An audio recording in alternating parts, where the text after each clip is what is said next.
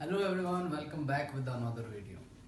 तो दोस्तों, आज जो हम पढ़ने वाले हैं वो है fund based accounting. Fund based accounting हम पढ़ेंगे आज। इसकी कैलकुलेशन किस तरीके से करते हैं, इसको कहाँ पर शो दिखाया जाता है, कहाँ पर इसको शो किया जाता है। फंड बेस्ड अकाउंटिंग वाले समझना ये है कि फंड बेसिकली होता क्या है। Fund means the amount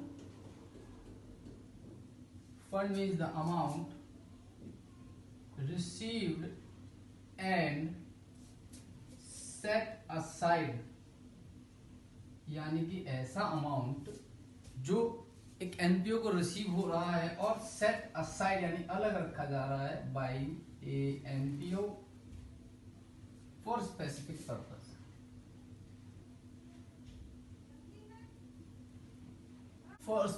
purpose.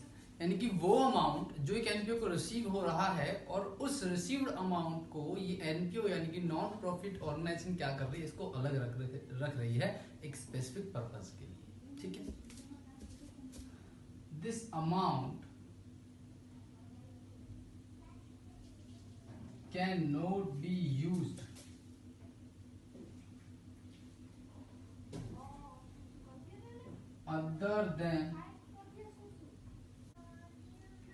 other than the purpose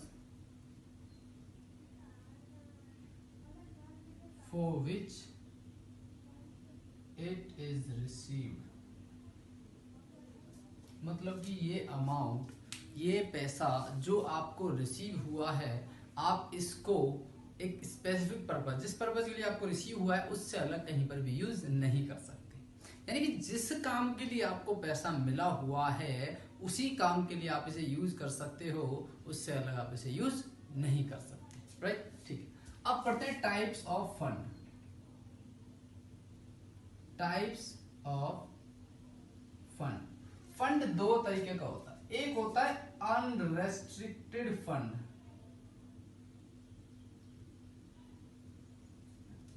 unrestricted fund का मतलब होता है जिस पर कोई रेस्ट्रिक्शन नहीं होती। इस फंड को आप कहीं पर भी यूज कर सकते हो। इस फंड के लिए कोई रेस्ट्रिक्शन नहीं होती। जब आपको जरूरत पड़े तब आप इसे यूज कर लीजिए। इसके अंदर कौन सा फंड आता है?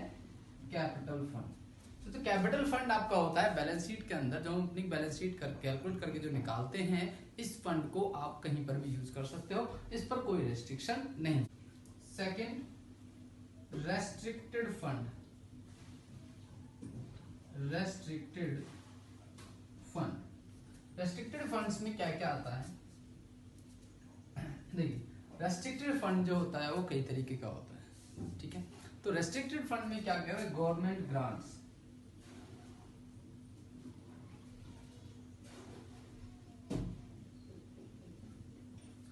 गवर्नमेंट ने आपको कुछ ग्रांट्स दी, कुछ सब्सिडी दी। अब ये जो आपको ग्रांट्स मिले हैं गवर्नमेंट से, आप इनको उस पर्पस के अलावा, जिस पर्पस के लिए गवर्नमेंट ने आपको अमाउंट दिया है, उसके अलावा आप इसे कहीं भी यूज नहीं कर सकते। राइट, जैसे कि आज की डेट में क्या है, कोविड फंड हो गया। एक तरह से कोविड फंड अगर मान ली गवर्नमेंट ने किसी को ग्रांट्स दी है, किसी को बेनिफिट दी, किसी को अगर सब्सिडी दी है, तो यहाँ पर आप इसको इस पर्पस के अलावा, कोविड के अलावा आप कहीं पर भी यूज नहीं कर सकते। Polio eradication fund. Polio eradication के अंदर क्या दिया गवर्नमेंट ने? ग्रांट्स दी, तो वहां पर आप उसे पोलियो के पर्पस के लिए ही यूज कर सकते हो, उसके अलावा आप उसे कहीं भी यूज नहीं कर सकते। दूसरा,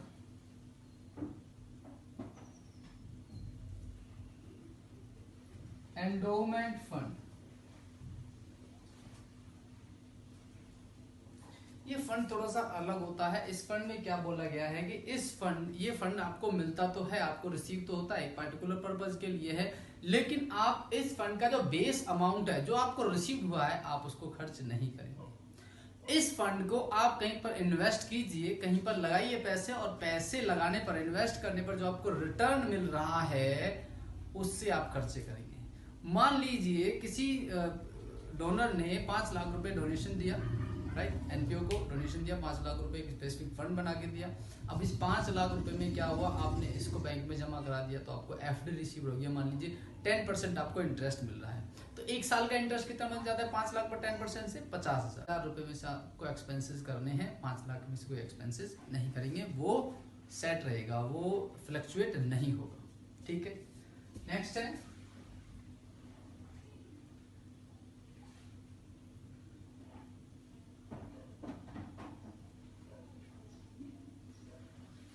फिक्स्ड एसेट्स फंड। सो ऐसे फंड जो आपको मिले हैं किस लिए, फिक्स्ड एसेट्स को परचेज करने के लिए या फिर कंस्ट्रक्शन करने के लिए, just like building fund. Next है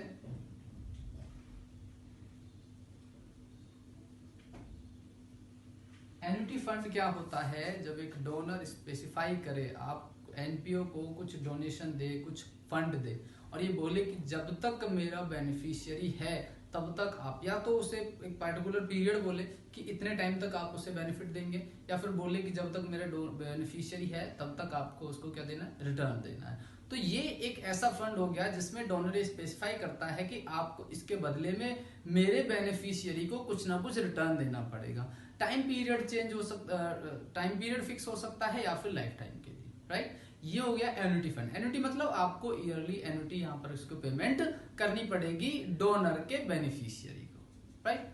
नेक्स्ट चलते हैं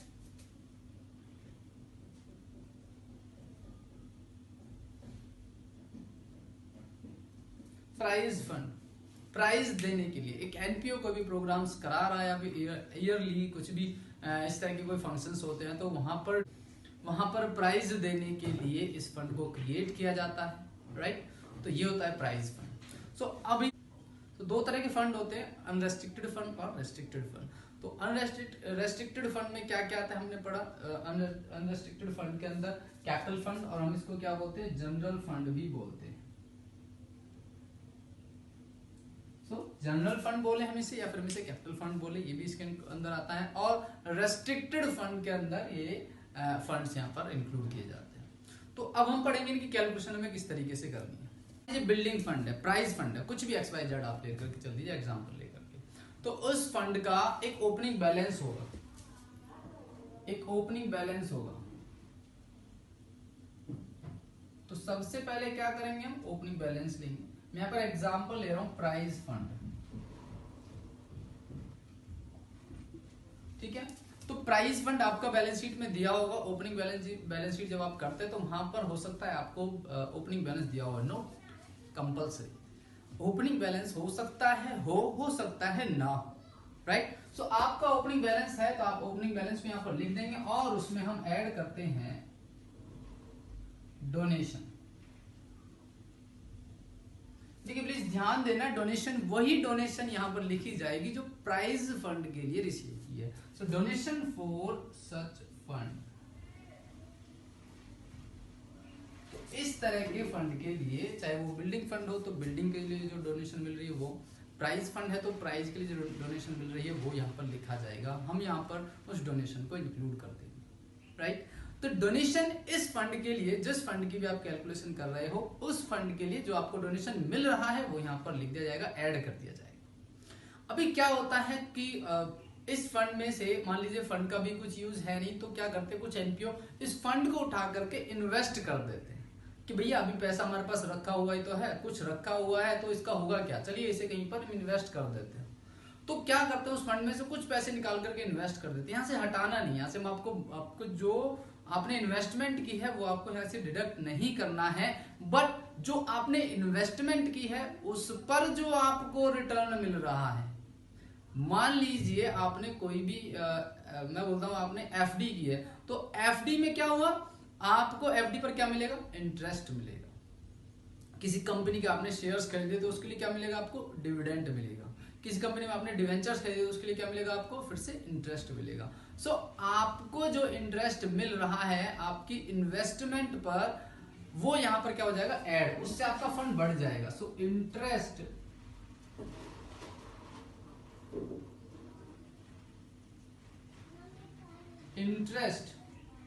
on investment,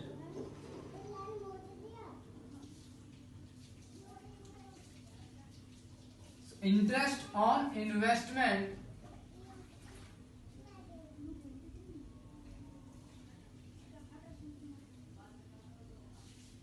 from such fund. तो देखिए इस फंड में से आपने जो इन्वेस्टमेंट की थी उस पर जो आपको इंटरेस्ट मिला, उस पर जो आपको रिटर्न मिला उसको यहाँ पर ऐड कर देना है, क्योंकि इससे आपका जो फंड होगा, जो स्पेसिफिक फंड होगा, वो इंक्रीज हो जाएगा। जो चीजें इसको बढ़ा रही हैं, इसका बेसिक बैलेंस क्या होता है, क्रेडिट होता है। तो इस चीज, जो चीजें इसको इंक्रीज कर रही हैं, बढ़ा रही हैं, वो इस अकाउंट में क्या हो जाएंगी, क्रेडिट हो जाएंगी, राइट। ओके, लेस हमें क्या, हम यहां से क्या माइनस करते हैं, expenses from such fund. Expenses, इस फंड में से जो भी एक्सपेंसेस किए गए हैं उसको यहां से माइनस कर। प्राइज फंड में से स्पोर्ट्स फंड के जो एक्सपेंसेस हैं उनको माइनस मत कर दें। बिल्डिंग फंड में से प्राइज फंड के एक्सपेंसेस को माइनस मत कर।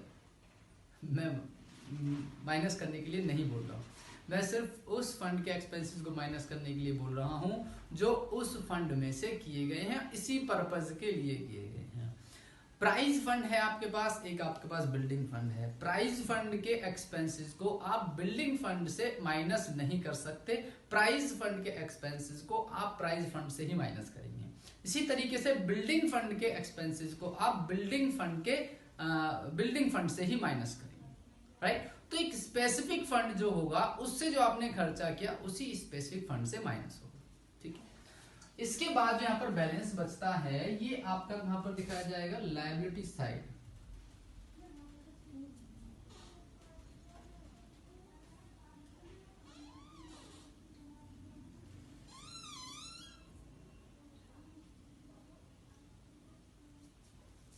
तो हम इसे कहां पर दिखाएंगे, बैलेंस शीट की लायबिलिटीज साइड हम इसको दिखा देंगे, शो ऑफ कर देंगे। लेकिन अगर ये बैलेंस नेगेटिव है, अगर ये पॉजिटिव है, तो अगर ये पॉजिटिव आ रहा है तो हम इसको बैलेंस शीट की लायबिलिटी साइड में दिखाएंगे, नो डाउट। अब क्या होगा, अगर नेगेटिव आए तो खर्चे ज्यादा हो गए, आपके पास फंड कम है और खर्चे ज्यादा हो जाए तो क्या करेंगे भाई, खर्चे ज्यादा हो गए, लॉस हो गया आपको, तो लॉस को हम कहां पर दिखाते हैं, एनपीओ के अंदर, इनकम एंड एक्सपेंडिचर अकाउंट। तो यहां पे लिखेंगे हम, लॉस हो गया हमें debit side of income and expenditure account.